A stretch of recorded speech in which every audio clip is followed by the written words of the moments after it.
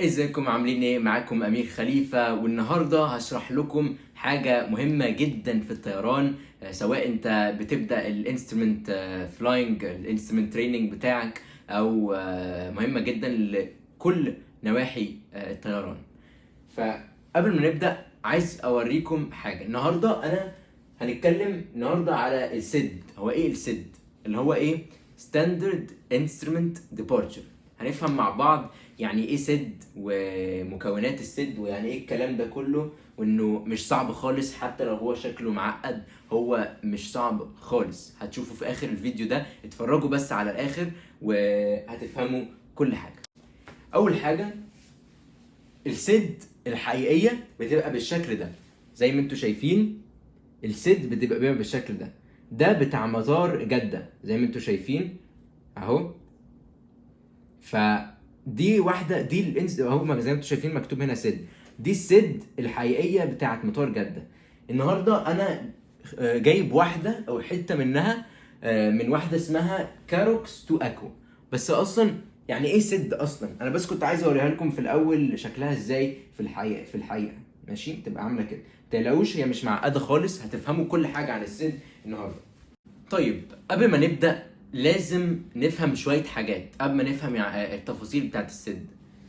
أول حاجة لازم نفهم يعني إيه واي بوينت. يعني إيه واي بوينت؟ واي بوينت دي النقطة بتاعت الفلايت بلان بتاعتك. يعني أنت دلوقتي كل رحلة طيار بيطلع رحلة، لازم كل رحلة تبقى ليها نقط. سواء لو هي كانت اي اف ار يعني انسترومنت فلايت رولز، ماشي. لازم الرحلة دي بتبقى ليها نقط، هي أصلا متكونة من نقط.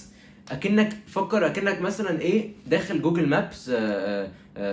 جوجل مابس رايح بالعربيه، ماشي بالعربيه، بتعمل جوجل مابس. بس تخيل نفسك مثلا لو رايح من القاهره لاسكندريه مثلا بجوجل مابس. اكن هي نفس الحاجه جوجل مابس، بس في كل ما تعدي شارع جديد في نقطه جديده، والنقطه دي ليها اسم. الاسم بقى مش بيبقى اسم، ما فيهاش احمد ومحمد وزي اسامي الشوارع وكده. الاسم بتاع الواي بوينت بيبقى حاجه ملهاش معنى. ساعات بيبقى ليه معنى اكتر، في امريكا بيبقى ليه معنى، بس يعني المهم ان هو بيبقى ليه اسم، ماشي. ف ممكن يبقى اسم فيه ارقام، ده لو سد وستار. ستار هعمل فيديو عن الستار، فاعملوا سبسكرايب عشان يجيلكم الفيديو ده، ماشي. ف اصلا ماشي، واي بوينت زي ما احنا قلنا هي الواي بوينت اللي هي كده نقطه، كل واحده ليها اسم، تبقى ليها ارتفاع برضو. ده بالنسبه للسد. بس في الفلايت نفسها بيبقى في نقط مختلفه، اللي هي يعني عشان كده بتلاقي الطياره تلف يمين، معناها ان هي بتلف عشان تروح لنقطه ثانيه، واي بوينت ثانيه. كده تلف شمال عشان تروح لواي بوينت ثانيه، وهكذا، ماشي. فكده فهمنا يعني ايه واي بوينت. طيب يعني ايه ناطق المايل او ان ام؟ ان ام يعني ناطق المايل، اللي هو زي الكيلومتر بس بتاع الطيران. يعني احنا بنحسب المسافه بالناطق المايلز في الطيران، ماشي. بس كده احنا في الطيران بنحسب المسافه بناطق المايل. ناطق المايلز هي دي المسافه، ماشي. كي اي اي اس ايه هي؟ معناها نوتس انديكيتد اير سبيد. نوتس هي السرعه بتاعتنا، برضو زي كيلومتر في الساعه بس بتاعه الطيران برضو، اللي هي نوتس. كي ان او تي اس بتتكتب كده، ماشي. ف نوتس انديكيتد اير سبيد يعني اللي مكتوب لك في المعدات عندك في الكوكبيت. النوتس الانديكيتد اير سبيد هي السرعه بتاعتك اللي مكتوبه، معناها كده بس، ماشي. بس هما دول الثلاث حاجات اللي كنت عايز اشرحها لكم قبل ما نبدا نفهم يعني ايه سد. فايه هو السد اصلا؟ السد هو بكل بساطه نظام الطياره بتطلع منه، ماشي. وبعد كده ايه، بتلف حتت. بتلف مثلا لازم تبقى على ارتفاع كذا في نقطه كذا، بعد كده تلف يمين درجه كذا، بعد كده تخش قدام لمده مسافه كذا لغايه ما توصل نقطه كذا وكده، ماشي. فكل مطار ليه رانويز، والرانويز دول ليهم سيدز مختلفه. يعني مثلا دي تقريبا بتاعت رانوي 16 سنتر بتاع مطار جده. 16 سنتر هتلاقي سيد كده. بس طبعا كل رانوي ممكن عادي جدا يبقى عنده 5 سيد، زي ما انا لسه موريكم في الايباد دلوقتي اهو معايا اهو. بصوا مثلا مطار 16 سنتر اللي احنا طالعين منه اهو، ليه كذا سيد طالعه. يعني السيت بتاعتنا اللي احنا اخدناها هي كاروكس 2 ايكو زي ما انتم شايفين هي دي، بس الرانوي بتاعنا دلوقتي هو ده. فاحنا ممكن نطلع نلف شمال هنبقى على واحده اسمها اسلام 2 ايكو، هنكمل قدام هنبقى على واحده اسمها اكبوب 2 ايكو. فعلى حسب انت هتلف منين. ممكن تبقى عندها 4 سيدز 3 سيدز هناك في اصلا، وفي طلع هناك بوموكس 2 ايكو، في كتير جدا. فممكن تبقى ليها كذا سيد زي ما انتم شايفين في كتير قوي. عشان كده هي شكلها صعبه ومعقده، بس هي بسيطه جدا. يعني احنا دلوقتي اخدنا السيت بتاعت كابوكس او كاروكس 2 ايكو ماشي. معناها ان احنا هنطلع كده في كده، نروح كده نكمل كده، وبعد كده نكمل شمال، وكده احنا خلصنا السيت بتاعتنا في نقطه كاروكس. عارفين اصلا هي ليه اصلا اسمها كاروكس 2 ايكو؟ عشان النقطه اللي انت بتخلص منها اسمها كاروكس. فهمتوا الموضوع بيشتغل ازاي؟ يعني الموضوع بسيط جدا ومش محتاج يعني هو سهل جدا ماشي. تمام. دلوقتي هنفهم مع بعض التفاصيل ازاي تطير الست دي، وازاي اصلا ايه مكونات الست. هو طبعا الطيار مش هو اللي بيتحكم في يعني في معظم الوقت لما يطلع بالسد مش هيقعد هو يطير ويحط الهيدنج مثلا بنفسه. يعني هو طبعا ممكن يعمل كده، بس معظم الوقت ساعات ممكن يعملوا كده عادي جدا، بس معظم الوقت يعملوا ايه؟ يخلوا اوتو بايلوت هو اللي يطير السد ماشي. يخلي اوتو بايلوت هو اللي يلف على حسب انت حاطط السد ايه، عشان السد دي انت بتديها للطياره. انت كل الانفورميشن بتاعت الرحله بتاعتك بتديها للطياره في الام سي دي يو اللي هو المالتي فانكشن كنترول اند ديسبلاي يونت. هو عباره عن ايه؟ كمبيوتر، اكنه كمبيوتر ليه كده كيبورد صغير وزراير وارقام. ده لما تحط فيه معلومات الرحله بتحط كل المعلومات، بتحط الرانوي اللي انت طالع منه، بتحط السد اللي انت طالع منه، بتحط كل حاجه بتحطها. فانت ليه اصلا بتحطها؟ عشان انت بتقول للطياره احنا عايزين نعمل كده النهارده في الرحله دي، فهي تبقى عارفه احنا هننزل ازاي. وانت بتحط الرحله كلها الفلايت بلان كانك جوجل ماب، زي ما بقولك كانك بتحط جوجل مابس الرحله بتاعتك للعربيه عشان العربيه هي تمشي لوحدها على الطريق ده. نفس الحاجه بالظبط، بس دي للطياره بقى. فهي بتشتغل كده ماشي. فانت هتحط السد بتاعت كاروكس 2 ايكو في الام سي ديو بتاعك ماشي. كده الطياره عرفت كل معلومات السد انت هتطلع ازاي. اول ما انت حطيت كاروكس 2 ايكو انسرت، دوست انسرت، ايه اللي هيحصل؟ تمام، الطياره عارفه دلوقتي ان احنا اول ما نطلع لازم على اتجاه 146. بعد كده لازم نلمس بوينت جولييت نوفمبر او جي ان 240. بعد كده نكمل على طول هيدنج 130، لف شمال، كل ده هي عارفاه. فهي اللي هتطير ده لوحدها. انت مجرد لازم تفتح مانجد مود في ده لو اي 320 تفتح مانجد مود وخلاص، تسيب الطياره هي اللي تطير. يعني تفتح اوتو بايلوت بعد ما طبعا تعمل تيك اوف، تفتح اوتو بايلوت. بس طبعا لو انت عايز تطير بنفسك الست دي، انت عندك مكتوب الطريق بتاعك، ممكن تطير براحتك، ما فيهاش اي مشكله خالص ماشي. فايه تمام. الكاروكس 2 ايكو دي بتقول لنا ايه؟ بتقول لنا اول ما تطلع من الرانوي عايز تبقى على اتجاه 146 ديجريز ماشي، هيدنج 146 تمام. بعد كده هتوصل للنقطه الواي بوينت اسمها جولييت نوفمبر 240 او جي ان 240. انا بقول جولييت نوفمبر عشان دي الافييشن الفابت ماشي. فدلوقتي هنوصل للنقطه دي.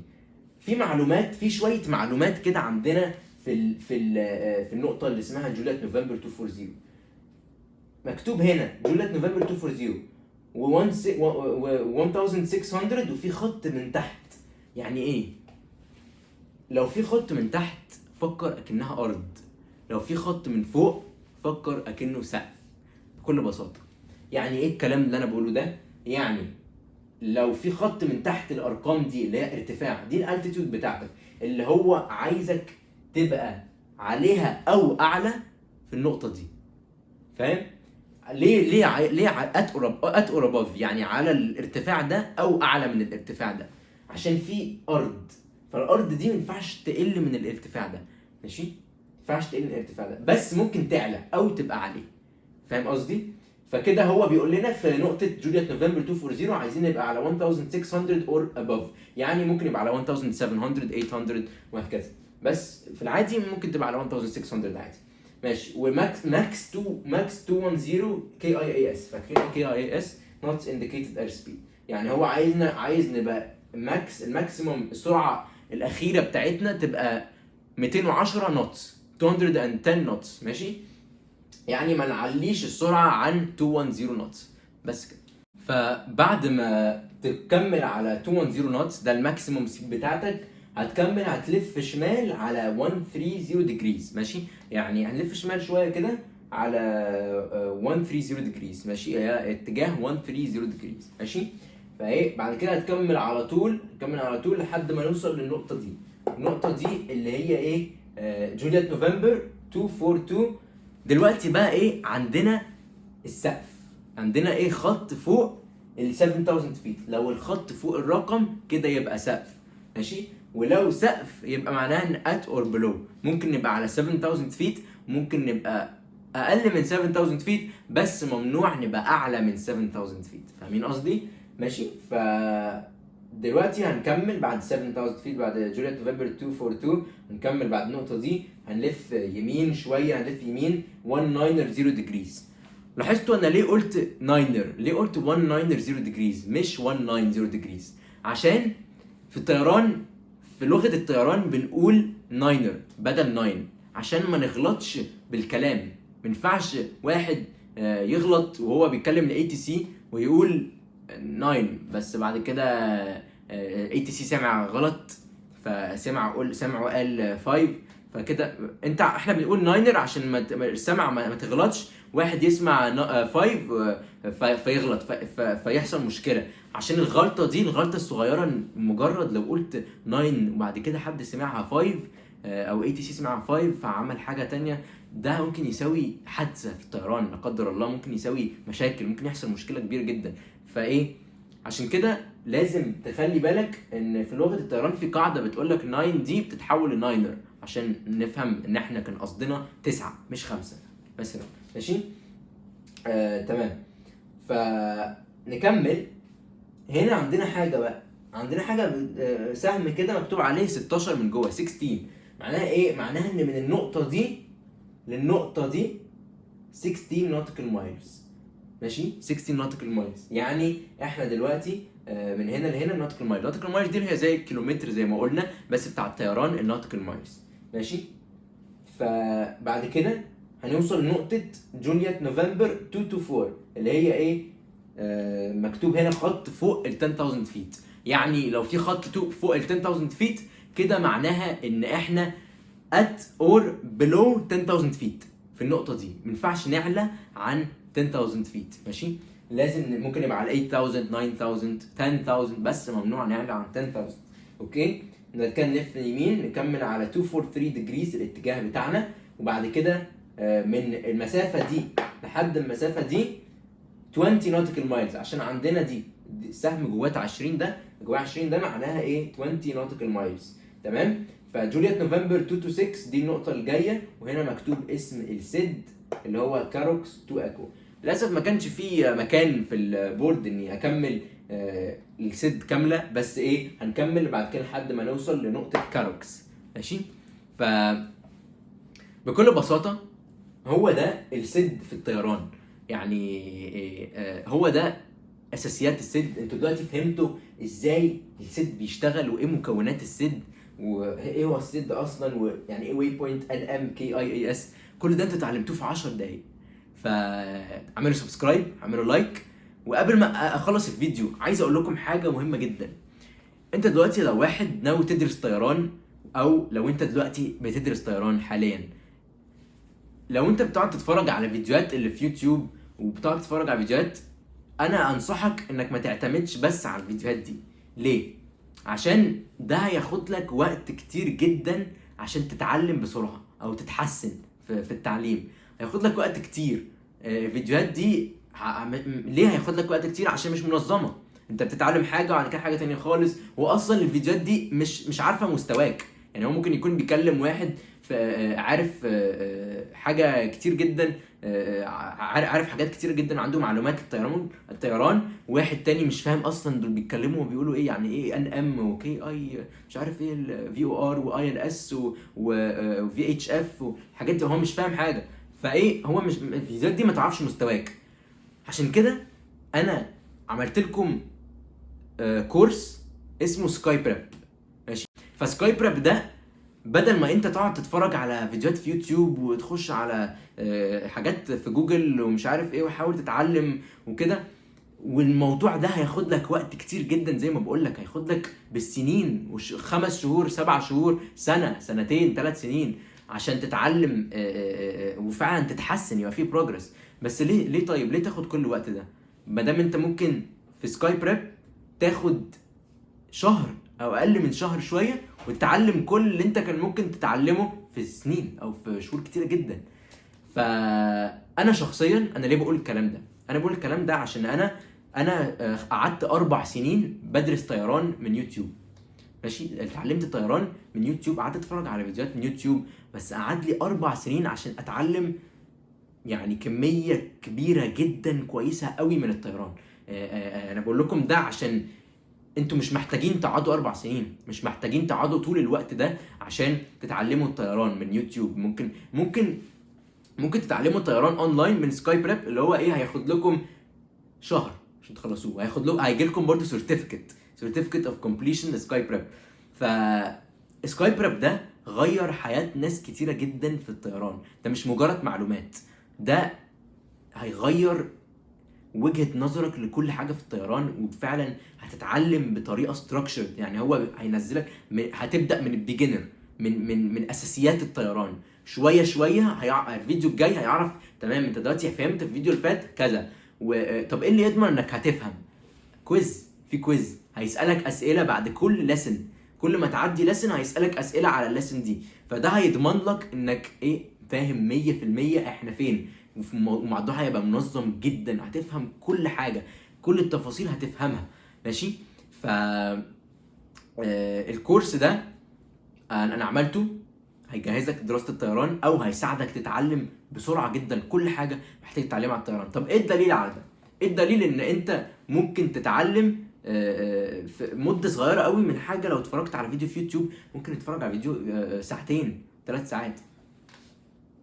الدليل هو الفيديو ده. انا النهارده عملت لكم فيديو على السد ده.